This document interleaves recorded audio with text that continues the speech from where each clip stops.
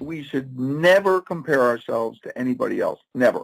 That's where your self-worth, your self-doubt, your self-esteem all begin to erode the minute you compare yourself to somebody else, because invariably there's somebody that does something better than you. Welcome to the My Future Business Show, where we get you in front of your best audience and keep you there. Not only are we interviewing the biggest names in business to help you become even more successful, we're inviting you to book your spot on the show to help you grow your business. So at the end of the call, make sure you fill in the interview application form at myfuturebusiness.com/interviews. Hi and welcome to the My Future Business Show. My name's Rick Nuske, and I tell you what, today my next guest is going to really turn it up a notch in terms of looking at your motivation, looking at the way that you run your business, looking at the way that you improve yourself. I'd love to introduce to the show Z Newell. How are you, Z? Hey, I'm doing great tonight. How are you doing? I'm fantastically well. I often say that I have 2 feet and a heartbeat, and I can't complain. The heartbeat is critical, and we're going to talk about that. Go ahead. I'd love to first introduce somebody to the show by just getting you to share a little bit about your background when you're away from the work sphere. Would you mind sharing a little bit about yourself with us? Well, since we're primarily talking to a business audience or people who are interested in business, I'll just say that I have been an entrepreneur and business owner for 39 years. In fact, the very first business that I started is 39 years old this year as a restaurant back in Chicago, here in the U.S. So it was a perfect storm to succeed, and I've had a number of different businesses, over the years. So the books that I'm writing really have to do with what happens internally to us when we approach our life, whether it's in business or life itself. When we look at it as entrepreneurs, especially startup entrepreneurs, we often second guess ourselves, and we often spend a lot of time searching for this idea of passion. Can you tell us about what passion is, and how do you find that defining moment, that purpose in your life and in your business? Well, you're definitely hitting where my heart is. In fact, I am a certified passion test facilitator and passion test for business consultant, and I've actually spent quite a bit of time running workshops for people to get in touch with their passion. And this is totally critical to being an entrepreneur, to follow your heart and your natural flow of energy. It makes your work fly by. Simon Sinek talks about passion. Stephen Jobs said, if you don't have passion, you will never succeed. When you're in the zone, whatever it is that you're doing, you could be fly fishing or dancing or working. The whole thing is that you lose your ego, your concerns, and all of that when you're involved in your work. In fact, the book that I have coming out on November 8th is called Ignite Your Magnificence, and it's the first in a series. I'm just launching this one, which we'll talk about more in a minute, but the next book scheduled for 2019 is Ignite Your Magnificence at Work, and that book is specifically geared toward how it is that we can give our all to work and love it, okay? We have to spend, most people, 90+% of the population, we have to spend 40 to 60 hours a week working, commuting, and all of that. And what happens is they get in there, and if you don't really love your work, then you have just a couple of choices. First of all, you can quietly suffer. That's one option if you don't like your work. Or you can more blatantly, overtly suffer by manifesting, by being complaining and creating problems for everybody around you. So you can be quietly unhappy or you can be overtly unhappy. That's one choice. Another choice is to go seek another environment where hopefully you'll be a better fit and some of the resistance that you have about work will disappear. However, a little caveat to that is a lot of us really carry our own problems internally and we project them outward. So more often than not, changing your job or changing your environment does not really fix the problem. It's just trying to change the outside circumstances. So the third alternative, and the one that's involved to answer your question about passion, is how can I shift my relationship to my job in such a way that I truly love it? So that's the focus of my next book, Ignite Your Magnificence at Work. And I'll tell you about the passion piece. You know, each of us is naturally passionate about something. Some people may save their passion for the weekends so that they can go hiking or riding motorcycles or whatever it is. But when you start digging around and talking about what are you really passionate about, underneath the surface passions, there are what I call core values or core passions. So let's just say that you like helping people. You know, you like helping people in your family, or you like helping your friends. That's a quality which, when you dig down, it's really about connecting and serving. So the deeper value is around connecting and serving in order to have you feel more fulfilled, some kind of purpose. Well, the trick here is to identify what makes you unique. What are you good at in connecting and serving in this example? And if you're good at it with your friends and your family, it doesn't take that much to shift and realize that you're uniquely qualified to connect and serve with people at your job as well. And a lot of people don't make that simple connection. But if they can get down deeper into their level of core passions and translate it, shift it over into their work environment wherever they are, then they begin to feel better about themselves and their relationship to the people and their relationship to the work. Does that make sense? Absolutely. I have a question, if I might, Z, about age groups. Do you find that different age groups have a different level of need to find this passion and their purpose, or is it fairly consistent across age groups? No, it does not seem to be consistent. And, you know, there's a lot of talk about millennials and their difficulty in finding fulfilling work or in staying on task, et cetera. And I have a lot of respect for millennials. Okay, so I'm 62, and I've owned a lot of businesses. And truthfully, over the last 40 years, I've only been an employee twice, and I was fired both times.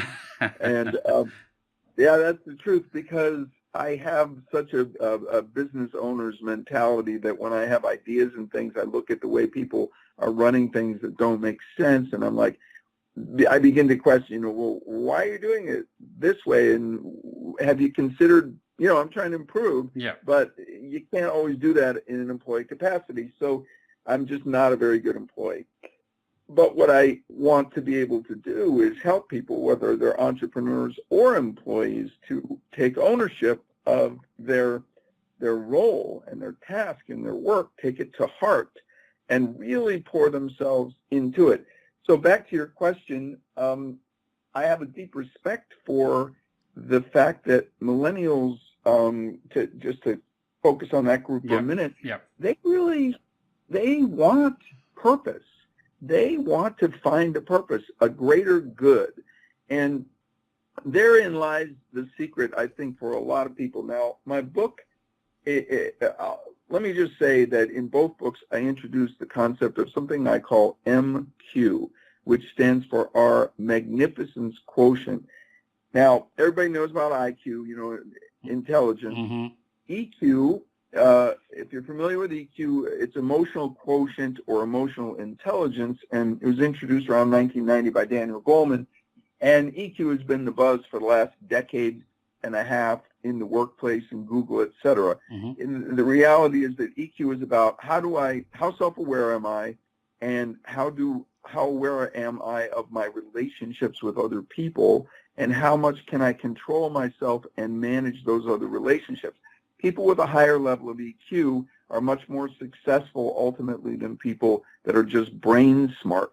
So, you know, you get a techie or a person that really excels at their position, and then naturally what happens is they get promoted to the managerial level, and all of a sudden they go from the IQ that was making them flourish in their job to a place where they need to have this emotional intelligence, the ability to read people, and suddenly it's like the Peter principle, the people rise to their level of incompetence, they can't handle it. But people who have natural EQ and ability to relate to themselves and be self-aware, they really move through the workplace and are promoted more readily, they have better relationships, and they're happier. So IQ and then EQ is a progression. So I introduced the concept of MQ, which is our internal magnificence quotient. And one of the big differences is that, IQ cannot be improved. Basically, you're dealt a deck when you're born, and it stays relatively constant. EQ, you can work on improving your skills, but both IQ and EQ are measured against other people. Like, I can test you for your level of IQ and EQ. What's your capacity for this and that? Well, MQ, what's critical to it is that we should never compare ourselves to anybody else. Never. That's where your self-worth, your self-doubt, your self-esteem all begin to erode the minute you compare yourself to somebody else, because invariably there's somebody that does something better than you. If you can stay focused on who did I used to be, who am I right in this moment, and how can I move to a more magnificent place in my relationship to my work and in my relationship to my own life. This is easier said than done. Yes, absolutely. I've just mentioned earlier about how powerful this tool must be for people who work in the human resources space. Is that a group that you work with quite a bit? Oh, yes, absolutely. That's, in fact, what I love doing is going in, even though I don't make a good employee, I love going in and firing up the employees to get more passionately engaged in their work, to build up the company culture. And, there's a lot of elements in there of leadership, not just from the top, but for me to be my own leader. So let me just jump back for a minute. So IQ, EQ, MQ, and what my first book is about, Ignite Your Magnificence, and it'll be available as of November 8th on Amazon and a week later in bookstores. You can also download a free copy of it by going to my website, Z Newell, just the letter Z, NEWELL.com, and either click on the books link up top or go to znewell.com/reviews.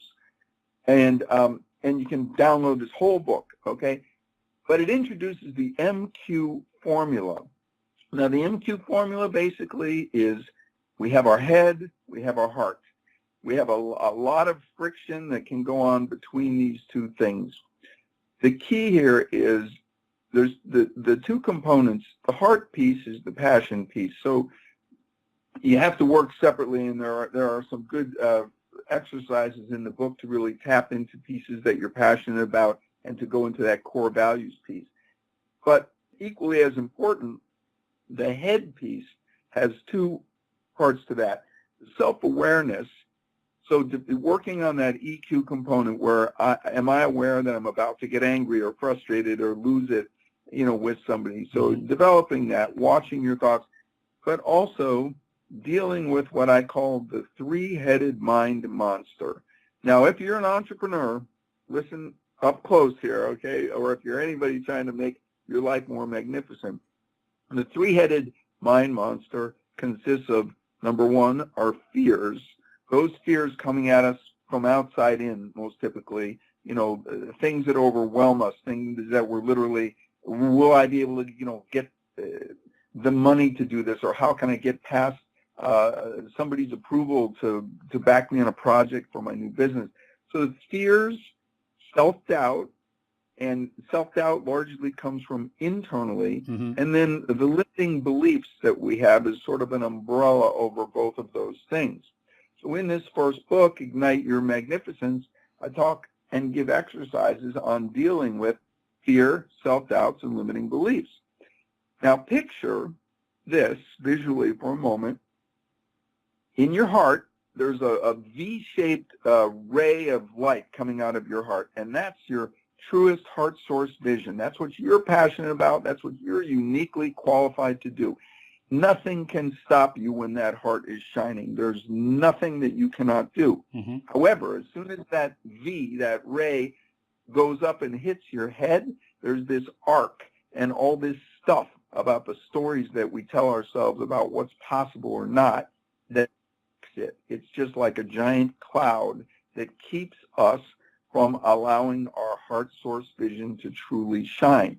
So if you can figure out how to get those two to work together, and we're not going to do it here in a half an hour, but it's in the book, specific exercises and stories about how to get your head and heart to work together, you can break through or let go of those barriers that are keeping you from living your most passionate, heart-sourced life. And that's what the MQ formula is about. My goal, Rick, is actually to have MQ in the next 5 to 10 years become a household word, just like IQ and EQ is for people. That's fantastic. Thank you so much for sharing insights into your book and the processes that are embedded within it. Now, I know from looking at your website that you certainly entertain the crowds when you're doing your speaking.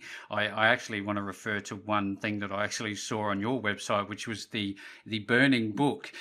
I loved it. It was absolutely, it was a fantastic thing. How much energy and I guess marketing do you have to do to get to a point that you're at right now? Well, here's the interesting thing, Rick. I am actually at age 62, the ripe young age of 62, I'm actually creating a whole new business. So I am walking the talk of what's in this book. Mm-hmm. You know, I've been in real estate for over 30 years, and I've actually been breaking into speaking and writing just over the last 2 years.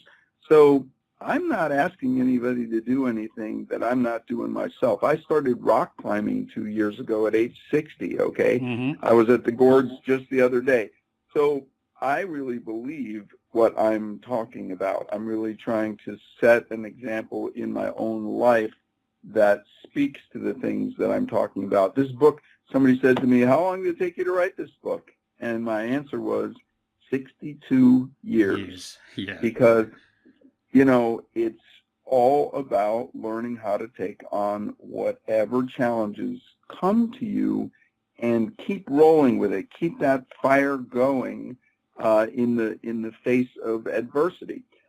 This whole thing started when I was 27. I got botulism, which is a very, very severe food poisoning. Yeah. And it's the kind that leaves you, you don't throw up or anything, you just become paralyzed. Mm-hmm. I was literally paralyzed, could not speak, could not move for a couple of months on a ventilator. And what happened was I lost about 5 months. I weighed 103 pounds. And they told me it would take a year to recover. And one day I was just so frustrated with the fact that I couldn't do anything, you know, because I'm a doer. Yeah. And my daughter said, what's the matter, Dad? And I said, I can't do anything. She said, yes, you can. And I shuffled out to the barn. I saw this hammer on a table. I shuffled out to the barn, and there was to see my horse. I hadn't seen in a couple months. And there was a nail sticking out of the post. And I'm telling you, it took me forever. But I raised that hammer with both my arms together and drove that nail into the post. And that was, for me, an aha moment. Mm. You know, an aha moment. A lot of people have, you know, earth-shaking moments where their life shifts. This book is about micro aha moments, little moments in our life where we open up and realize, oh, my God, I didn't realize that I was holding this belief and it's keeping me back. So if we can train ourselves to just be open to these little aha moments, one thing falls after another. So back to the nail, when I drove that nail into that post after being paralyzed for months, that was magnificent. And I say this because I realize this is not the Olympic nail driving competition where you have, you know, 20 people lined up with their hammers and one's pounding 5 times faster than the other one. No, this is about where have you been? Where was I in my life before? Where was I standing in that moment, and what did it take for me to attack that one small 2-inch nail and get it to go into that post? That's what I'm talking about, that each one of us can do. It's just so inspirational to, for you to share your story with our audience, because I know through previous conversations, Z, that many people struggle in the mind space, and they do have those limiting beliefs, and they are real and they feel real. And therein lies the essence to all of this, Z, is being able to separate the mind from the heart, isn't it? Yeah. And, who's driving the bus? And they work together. In fact, I'm not going to go into it right now, but I use a belaying analogy from rock climbing on how we can get our head and heart to work together, because you need both. Mm-hmm. Some people are just imbalanced, and the book goes into just all about the story of how we create our stories and how our hearts shut down. So many people are not happy. They just go through the motions of their life, and they spend from age 20 to age 60, 40 years of their life, more than half of their life, being unhappy but having to work. Why not? And then when you have an unhappy day at work, what do, Rick? You take the unhappiness home, you relive it in your head, you bitch and complain about it, and you can't even enjoy the rest of your day because you're reliving that. But imagine if you could shift your relationship to your work so that when you left your work, you felt satisfied enough that you could then go completely let it go and be where you are for the rest of your day. So we need to let go of a lot of these things that are holding ourselves back and embrace and enjoy the uniqueness and magnificence that is truly, I believe it's a fire burning inside each one of us. The cover of the book is a blazing heart. It's a black heart with cracks, and there's flames coming around it. You can tell I'm kind of consumed. That's a little pun. It's a very poignant cover. Now, I'd love to just close out today's call, Z, by sharing a little bit about the process that you're going through with your launch and where people can find you. Yes, thank you. So if you go to Amazon for starters and just put in Ignite Your Magnificence, you can pre-order the Kindle version as of Thursday, November 8th, for about a week. You can get it for 99 cents. If you look at my website, znewell.com/reviews, not only can you get the book and just download it as a PDF, but if you go online and give me a review, I will send you by mail an autographed copy of the book wherever you are. Okay, so if you read it and enjoy it, whether it's through Amazon on Kindle at the moment, another couple of weeks it'll be in bookstores, or go to my website, znewell.com, click on the books link, and it'll take you to it. And I literally will autograph and personally message a book and mail it to you if you put up a review, just to help me boost the ratings and as a gift and a thank you to people. And really the big thing, I don't care if people get this book for free, the PDF or whatever it is. I want people to be more magnificent in their lives. That's my personal mission, is to create a vibrant world by inspiring people's magnificence. And I believe that with all my heart, that's what I was put here to do. Thank you so much, Z. And for everybody who's listening to the call, I will be making links directly available via the My Future Business website straight to all of the links that we've just mentioned. Z, it's been an absolute treat. You're an inspiration, and thank you for spending some time with me on the My Future Business show today. Thank you so much, and go out there and be magnificent. It's been fun having you on the call with us today, so make sure to subscribe, leave us a comment, share us with your friends, and book your spot on the show. And if you're looking to create your own professional audio or video presentations, then for more details, visit myfuturebusiness.com/shop.